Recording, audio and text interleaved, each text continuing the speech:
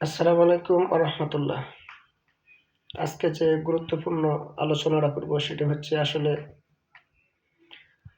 দক্ষিণ এশিয়ার মধ্যে সবচাইতে সুশৃঙ্খল দেশ হচ্ছে বাংলাদেশ।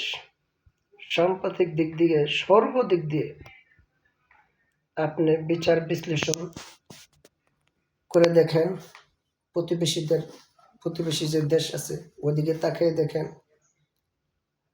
আমরা এদিক থেকে 100%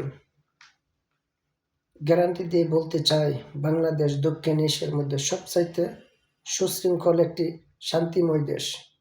কারণ এখানে কোনো পলিটিক্যালি দাঙ্গা লাগানোর কোনো সিস্টেমকে কোনো ধর্মের লোকে এটা বিশ্বাস করে না বা করতে দেওয়া হবে না, এটা করবে না।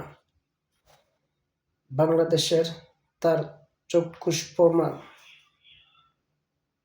এত বড় একটি উদ্যানের পরেও কোনো রকম হিন্দু, বৌদ্ধ, খ্রিস্টান, মুসলিম কোনো একটি জাতি ধর্মের উপর কোনো ধর্মের লোক মানে এক ধরনের যে পেশার অথবা ব্যাপকভাবে যে জাপাই করা সেই ধরনের কোনো জুলুম করা হয়নি।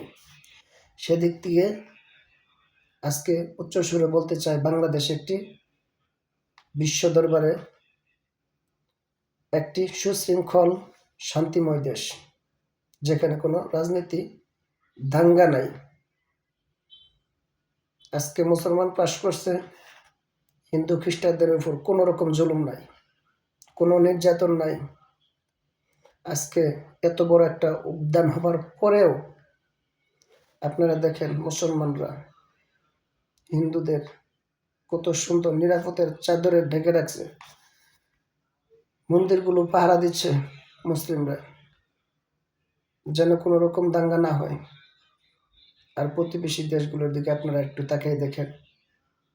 সেদিক থেকে বলতে চাই বাংলাদেশ একটি সুন্দর দেশ।